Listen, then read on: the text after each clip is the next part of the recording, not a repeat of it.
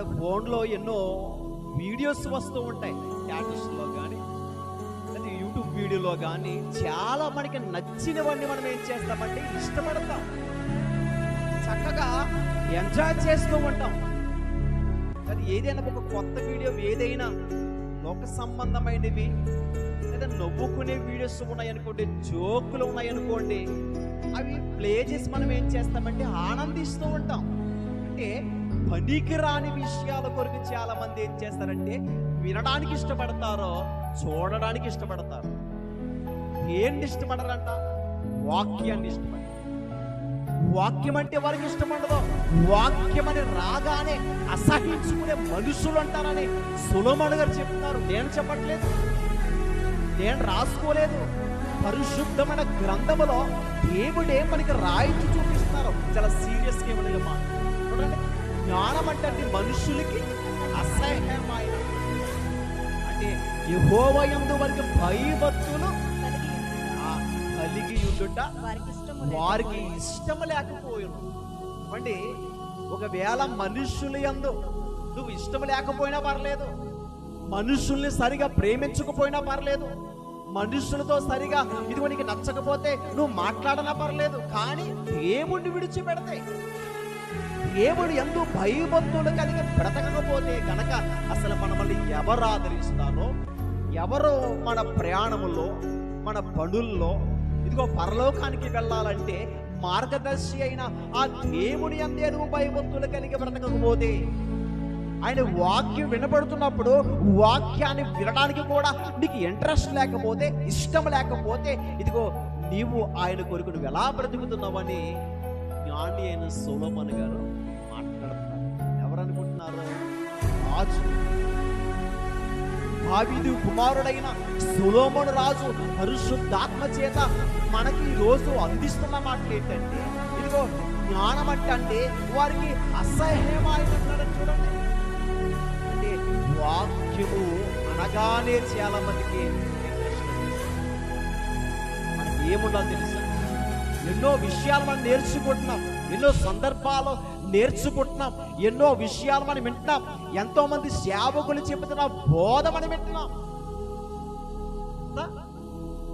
అంటే మనం వింటున్న బోధ కూడా ఏదో నామకార్థమైనది వింటలేదు, శ్రేష్టమైన వింటున్నాం.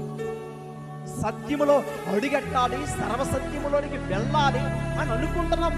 మనకే వాక్యం మీద ఇంట్రెస్ట్ లేకపోతే, వాక్యాన్ని నువ్వు అసహ్యంగా ఇస్తున్నావు అని చెప్తుందంటే, మనుషులకి వాక్యం చాలా మంది కనబడుతుంటారు. దేవుని కార్యక్రమాలు అనగా, దేవుడు అనగా చాలా మంది సమయాన్ని ఎలా చేస్తారంటే ఏమంటే వృధాగా పోనిస్తారు. దానికి అర్థం ఏంటి అక్కడ కనబడుతుంది. ఏమంటే చూడండి, యెహోవా యందు భయభక్తులు కలిగి ఉండుట వారికి ఇష్టము లేకపోవడం. అంటే దేవుడంటే భయము, దేవుడంటే భక్తి. ఇదిగో దేవుని సన్నిధికి వెళ్ళాలి, ఆయన వాక్యాన్ని వినాలి, వాక్యం చేత నేను బలపడతానని ఎవరైతే అలాంటి ప్రేరేపణ, అలాంటి ఇష్టం, అలాంటి ప్రేమ, వాక్యం దొరుకుతుంది, వాక్యం వినబడుతుంది, వినాలి, విని నా ఆత్మీయ జీవితాన్ని బలపరుచుకోవాలి అని ఎవరికుంటుందంట చెప్పండి? అది ఆయన యందు భయభక్తులు గల వారికి ఉంటుంది. ఇక్కడేం కనబడుతుంది? ఆయన యందు అంటే యెహోవా యందు భయభక్తులు కలిగి ఉండట ఎవరికి ఇష్టం లేదు చెప్పండి? కింద కనబడుతుంది 30 వచనం. నా ఆలోచన విననల్లకపోయిరి, నా గద్దింపుకు వారు కేవలం తృణీకరించిరి. కాబట్టి చూడండి, ఏమండి, నా ఆలోచన వారు ఏం చేయట్లేదు, విననల్లకపోయారు అంటున్నాడు. మరొక సందర్భం కనబడుతుంది, నా గద్దింపుకు వారు కేవలము తృణీకరించిరి. అంటే విడిచిపెడుతున్నారు. నేను మాట్లాడుతుంటే నా మాటలు ఇష్టపడట్లేదు అంటున్నాడు ఆయన.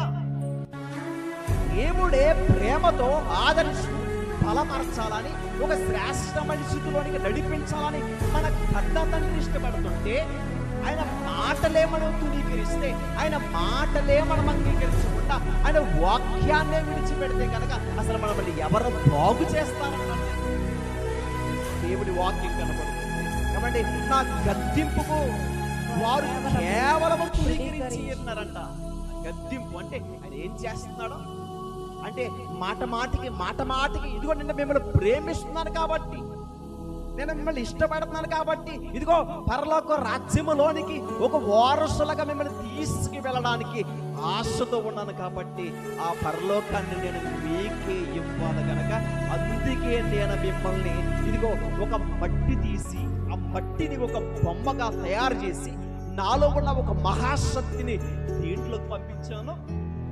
చెప్పండి, ఆ మట్టి బొమ్మలోనికి పంపించగానే నరుడికి జీవాత్మ వచ్చింది. ఇప్పుడు మనం మాట్లాడుతున్నామంటే, పని చేసుకుంటున్నామంటే, నడుస్తున్నామంటే, కదులుతున్నామంటే కారణం ఏంటనుకుంటున్నారు? విలువ లేని జీవితానికి విలువిచ్చాడు ఆయన.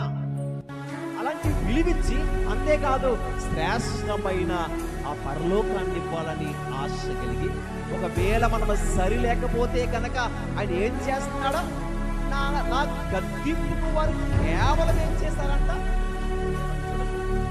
అంటే ధృవీకరించి ఉన్నారంటే, ఇష్టపడట్లేదంటే అసలు దీన్ని బట్టి మనకు అర్థమవుతుంది ఈరోజు మనుషులకి దేవుడంటే భయభక్తులు ఉన్నవా లేవా?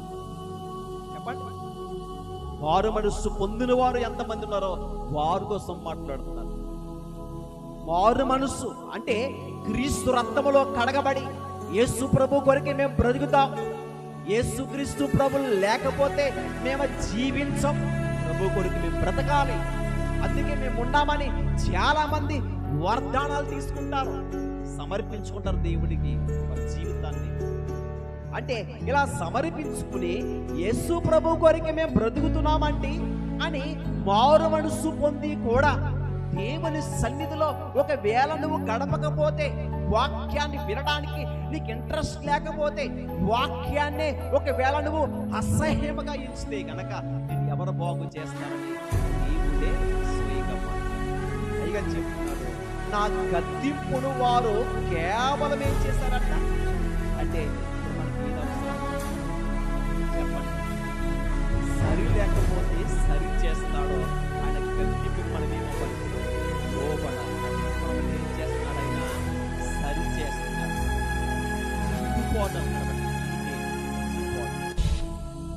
అంటే సరి లేకపోతే కనుక ఇప్పుడు మనం ఏం చేస్తారంటే సరి చేస్తాడు.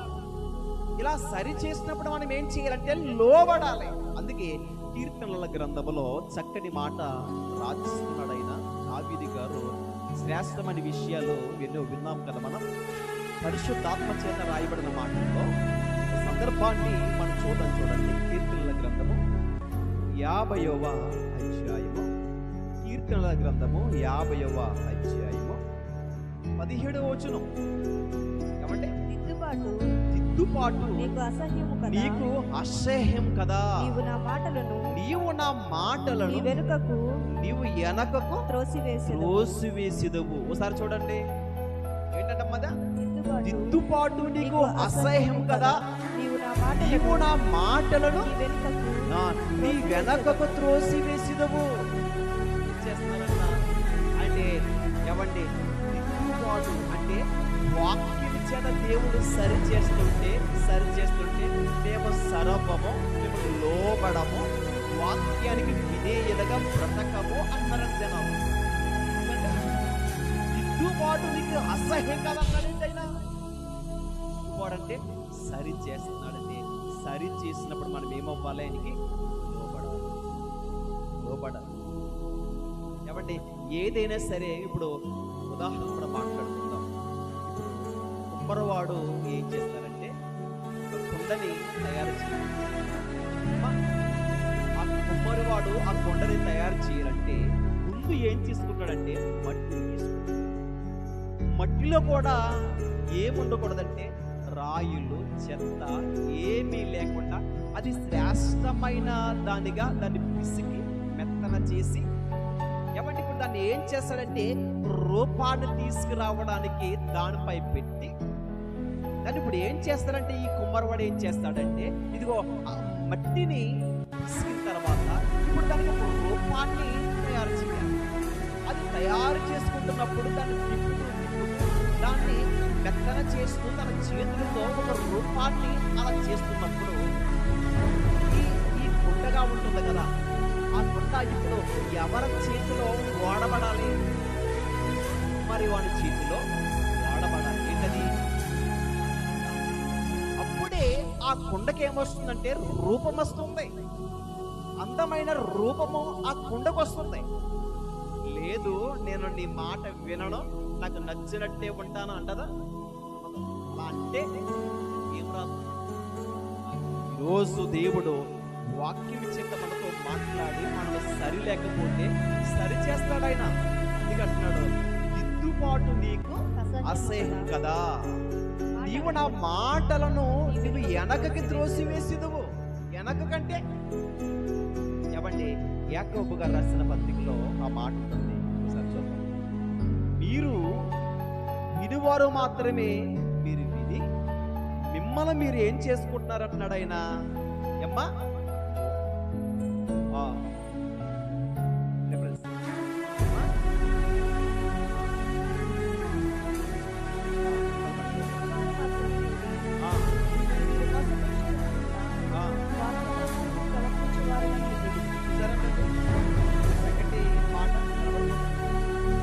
యాకోబు రాసిన పత్రికలో 1వ అధ్యాయంలో 22వ వచనం కనబడుతుంది. ఏంటంటే అది మీరు వినువారు మాత్రమే యుండి మిమ్మల్ని మీరు మోసపుచ్చుకొనకుండా వాక్య ప్రకారముగా ప్రవర్తించి వారై ఉండండి.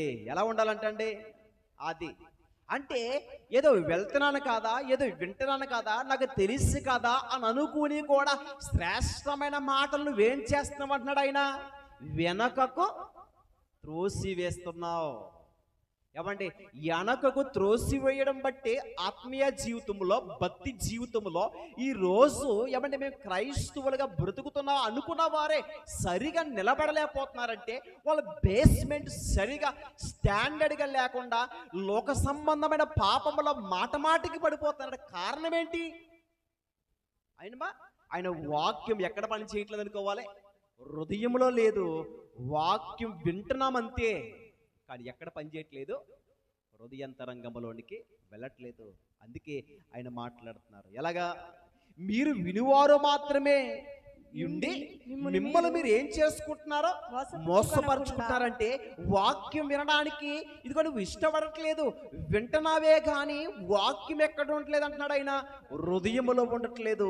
అలా హృదయములో ఉండాలంటే నువ్వు ఏం చేయబడాలంటే విన్న వాక్యాన్ని అంగీకరించాలి. అంగీకరించి వాక్య ప్రకారముగా నువ్వేం చేయాలి? ప్రవర్తించేవారై ఉండండి.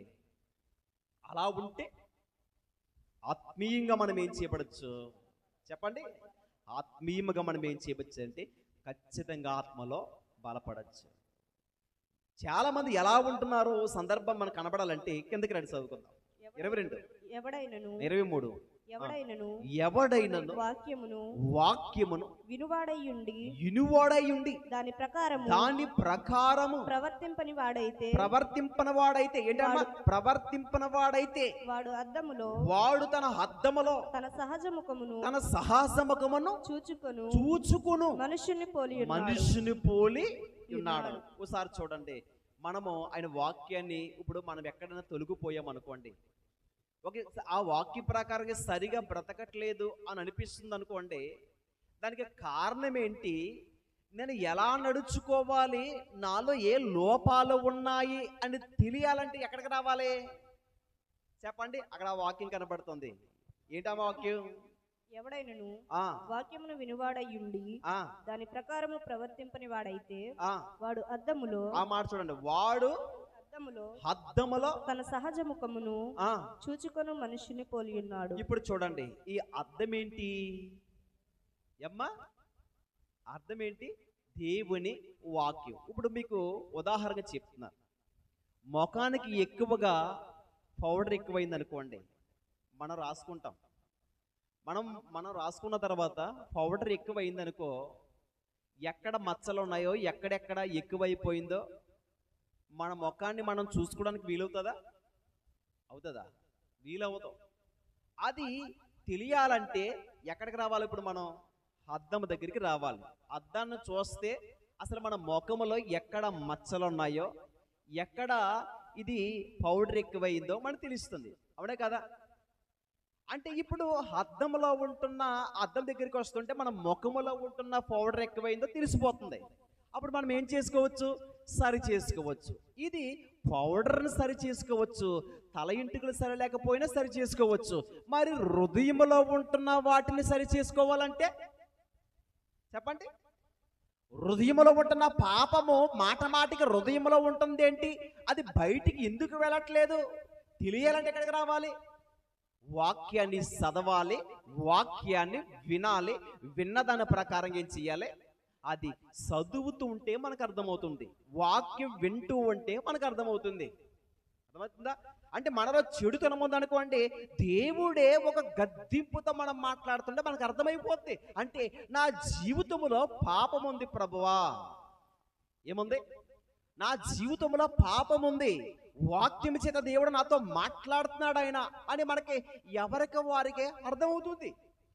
నాకైతే నాకు, మీకైతే మీకు, ఎవరో అయితే వాక్యాన్ని వింటున్నారో ఇష్టపడుతున్నారో వారందరికీ ఏమవుతుంది?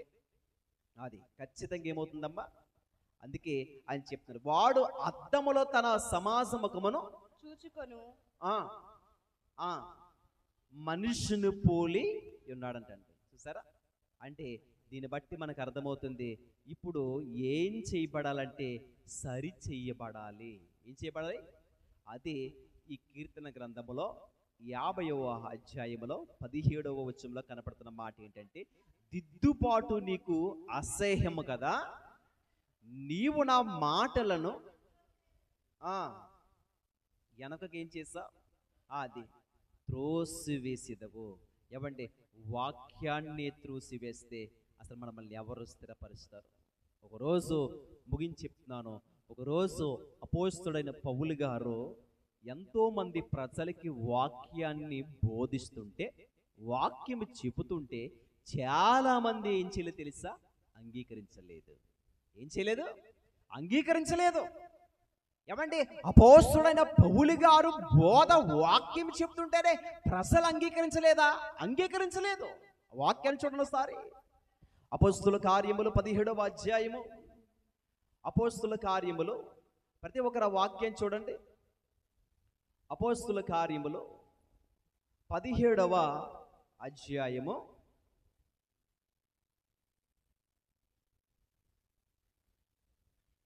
32వ వచనం. మృతుల పునరుద్ధానం గూర్చి చూడండి, పౌలు గారు ఏ వాక్యాన్ని బోధిస్తున్నారో సార్ చూద్దాం. మృతుల పునరుద్ధానమును గురించి వారు వినునప్పుడు కొందరు అపహాస్యము చేసి ఏం చేశారంట అండి? అపహాస్యము చేశారంట.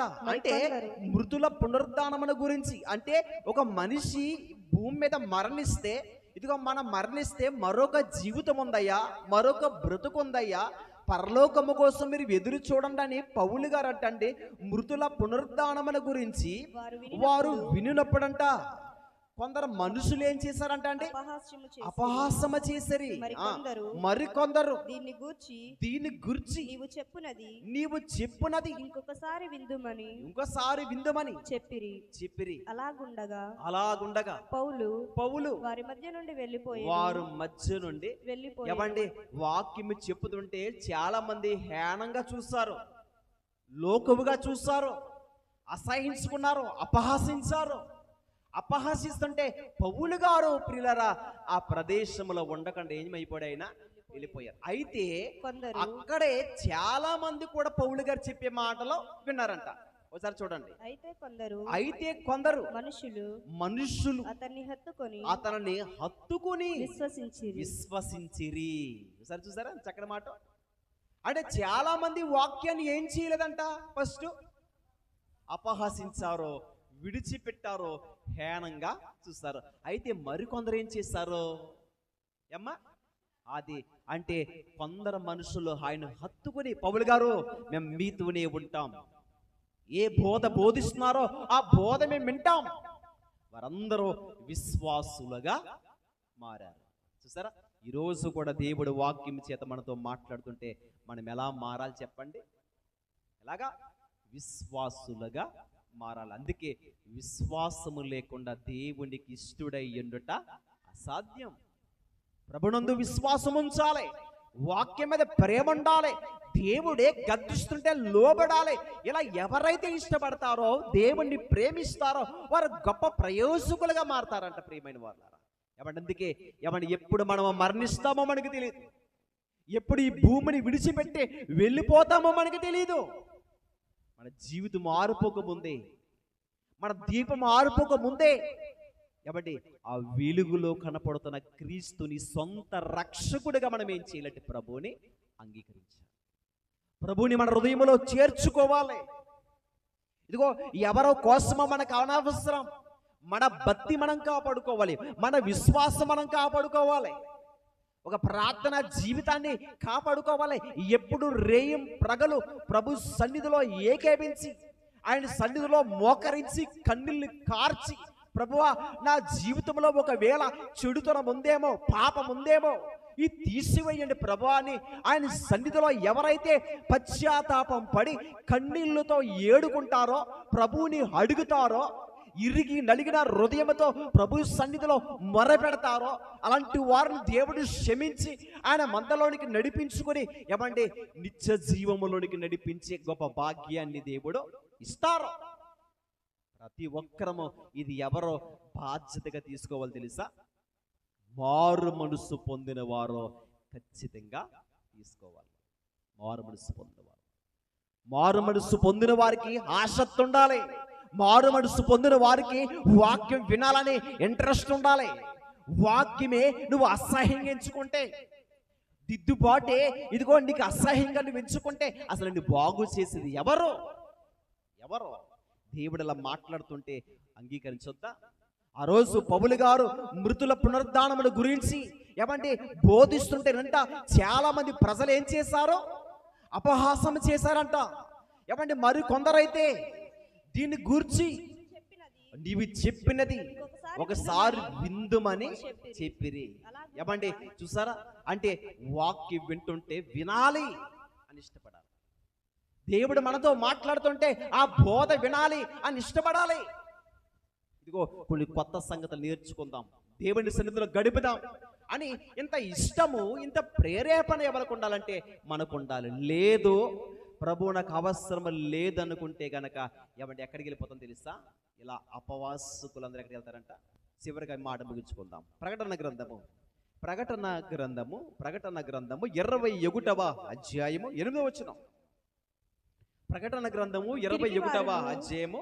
పిరికివారును, అవిశ్వాసులను, అసహ్యులను, చూడండి, అసహ్యులను, నరహంతకులను, వ్యభిచారులను, మాంత్రికులను, విగ్రహారాధకులను, అబద్ధికులందరూ అగ్ని గంధకములతో మండుగుండములో పాలు పొందుదురు. చూసారా, ఇది రెండవ మరణం. పోయిన వారములో నిత్య జీవంలోనికి వెళ్ళాలంటే మన పేరు జీవ గ్రంథములో రాయబడాలి. ఈ విషయాలు మనం మాట్లాడుకున్నాం కదా. జీవ గ్రంథములో ఒకవేళ మన పేరు రాయకపోతే, లేకపోతే పాతాళమణిలోనికి వెళ్ళిపోతాం. అగ్ని గంధకముల్లో మండుగుండములో ఇది రెండవ మరణమని పోయిన వారములో కొన్ని విషయాలు మాట్లాడుకున్నాం కదా. జీవ గ్రంథములో పేరు రాయకపోతే ఎందుకు రాయబడదనుకుంటున్నారు పేరు? ఇలాంటి వారిని బట్టి. చూసారా, అక్కడ మృతుల పునరుద్ధానము గురించి ఎంత శ్రేష్టమైన మాటలో వాక్యం బోధిస్తుంటే పౌలు గారండి ఆయన బోధనంట ఏం చేశారు? అపహాసమ చేశారంట. ఈ రోజు లేరంటోళ్ళు మనకి కొన్ని సందర్భాలు మనకి తెలియదు, వాక్యములో కొన్ని సందర్భాలు తెలియదు. తెలియకపోయినా కానీ మనం ఏం చేయొచ్చు? ఆ రోజు ఎవరిని అపహసించారు? పౌలు గారిని. అందుకే ఏ విషయములో కూడా నోరు జారకుండా చాలా జాగ్రత్తగా ఉండాలి. ఏ విషయంలో కూడా, లేకుంటే కొన్ని పాయింట్లు మనకు తెలియాలి. బైబిల్ మీద అవగాహన ఉండాలి, దీన్ని పరిశీలించే జ్ఞానం మనకు ఉండాలి. ఏ వచనం దేనికి సంబంధించింది, ఈ రిఫరెన్స్ దేనికి సంబంధించింది, ఈ వచనం దీంట్లో ఉంటున్న భావం దేనికి సంబంధించిందని కూడా మనం ఏం చేయాలంటే బెరియా ప్రజల వలె పరిశోధించాలి, ఆసక్తి ఉండాలి, ఆలకవలే. అప్పుడే వాక్యములు మనం వెతుకుతాం. అంతేగాని కొన్ని సందర్భాలు తెలియకోకుండా ఒకవేళ మనకి మనమే మోసపరుచుకుని ఒకవేళ అపహాసించే వారుగా ఒకవేళ ఎన్నడూ కూడా అలాగా ఉండకూడదు. అలా ఉంటే దేవుని దృష్టిలో ఎలా మారతాం? నేరస్తులుగా ఉంటాం. అందుకే తెలిస్తేనే మాట్లాడాలి, తెలియకోకుండా మన దేనిని అపహసించకూడదు. చూసారా? అంటే మీకు పరలోకమందయ్యా, మీరు సిద్ధపడండి, మీరు మరణిస్తే మరొక లోకమంది మీకని పౌలు గారు మాట్లాడుతున్నారు. అయితే ఆ బోధన అంటండి వారంట ఏమండి ఏం చేశారు? కొందరు అపహాసమ చేశారంట. అంటే మృతుల పునరుద్ధానము గురించి వారు విన్నప్పుడు అంటండి కొందరు ఏం చేశారంట? అపహాసమ చేశారని చెప్పారు. అంటే హేళమగా చూచారంట, లోకువుగా చూశారు. వీడికి మతి లేదా అన్నారు ఆ రోజు. చూడండి, అలాంటి వారందరూ ఎక్కడికి వెళ్ళిపోతారు ఒక రోజు? అందుకే వాక్యం అనగానే దేవుని యందు మనం ఎలా ఉండాలంటే అండి భయభక్తులు రావాలి. భయభక్తులు. ఈ భయభక్తులు ఎప్పుడు వస్తా తెలుసా? ఆయన్ని ప్రేమించినప్పుడు, ఆయన కొరకు బ్రతుకున్నప్పుడు, హృదయములో చెడుతనాన్ని విడిచిపెట్టినప్పుడు. అందుకే దేవుడు ఈ అవకాశాన్ని మనకి ఇచ్చారు. అందుకే వాక్యాన్ని మనం ఏం చేయాలి తెలుసా? ఇష్టపడాలి. ఏం చేయాలమ్మా? ఇష్టపడాలి. వాక్యాన్ని ఇష్టపడుతున్నావంటే దేవుణ్ణి ఇష్టపడుతున్నావు. వాక్యాన్ని అంగీకరించావంటే, వాక్యం హృదయంలో ఉంచుకుంటున్నావంటే దేవుణ్ణి నువ్వు ఉంచుకుంటున్నావు. వాక్యమే వద్దనుకుంటే ఎవరిని అపహసించినట్టు? అది జ్ఞానం అంటే మనుషులకు అసహ్యమైనది. ఏమండి, మనుషుల కంటే ఇందులో చాలా మంది వాక్యం వినాలి అని ఆశపడిన వారు చాలా మంది ఉంటారు. వాక్యం వినాలి ఇష్టపడే వారు బోల్డ్ మంది ఉన్నారు. అది యవనస్తులు కానీ, పెద్దవారు కానీ, చిన్నపిల్లలు కానీ చాలా మంది వాక్యం అంటే నాకు ప్రాణం, వాక్యం అంటే నాకు ఇష్టం, వాక్యం ఎప్పుడు వినబడుతుందో ఆశ కలిగి ఉన్నానని ఒక దావీదు గారి వల్లే కూడా చాలా మంది ఆశతో ఎదురు చూపులు చూసే పిల్లలు కూడా ఉన్నారు. నేను ఎవరి కోసం మాట్లాడుతున్నానంటే దేవుని యందు భయభక్తులు లేకుండా వాక్యం వినడానికి కూడా ఇష్టపడలేని వారు ఎంతో మంది ప్రపంచంలో ఉన్నారు. అలాంటి వారి కోసం దేవుడు మనతో మాట్లాడతారు. అంటే అలాగ నీవు ఉండొద్దు. ఎవరిని హెచ్చరించాలి తెలుసా? ఎవరికే బుద్ధి చెప్పాలి, ఎవరిని హెచ్చరించాలి? మారు మనసు పొందిన వారిని హెచ్చరించాలి. అంటున్నారా? ఎందుకంటే ఏ విషయానికైనా సరే వాళ్ళ మాటలు తీసుకోవాల్సిందే. ఎందుకని? ప్రభు కొరకు మేము బ్రతుకుతున్నామని వచ్చారు. వచ్చిన వారు ఏం చేయబడాలి? నిలబడాలి. వాక్యాన్ని అంగీకరించాలి, వాక్యము జీవితంలో ఉండాలి. లేదంటే కుదరదు. అలాగంటే క్రీస్తు దగ్గరికి నీవు రాకూడదంతే. లోకములో బ్రతుకు. రాలేదని నిన్ను ఎవరు అడుగుతారు? మనుషులు ఎవరు అడుగుతారా? కానీ ఒక రోజు ఎవరు అడుగుతారు తెలుసా? దేవుడు అడుగుతారు. మనుషులు అడగకపోవచ్చు, కానీ ఎవరు చెప్పాలి నువ్వు లెక్క? అది వారు క్రియలు చొప్పున ప్రతి వానికి ఇవ్వవలసిన జీతం నా దగ్గర ఉంది. జీతం అంట. ఆ జీతం ఏంటి తెలుసా? అయితే పరలోకమా లేకపోతే అగ్నిగుండమా? అదే. ఎక్కడికి వెళ్దాం చెప్పండి. ఇప్పుడు పరలోకానికి వెళ్ళాలంటే ఏం చేయాలి? ఇప్పుడు మనం వాక్యం వినడానికి ఇష్టపడాలి, ఆయన గద్దింపుకి లోబడాలి. వాక్యాన్ని ఇష్టపడి, జ్ఞానము మనుషులకి అసహ్యం అంటున్నాడో వాక్యం అంటే నాకు అసహించుకోను, హృదయంలో ఉంచుకుంటాను. దిద్దుబాటు నాకు కావాలి, ఇష్టపడతాను. ప్రభునందు భయభక్తులు కలిగి ఉంటాను. దేవా, మీరు ఆఖరికి సిద్ధపడి ఉంటానని మనం తీర్మానించుకుని ప్రభు కొరకు మనం అందరం సిద్ధపడతాం. ప్రార్థన చేసుకుందామండి.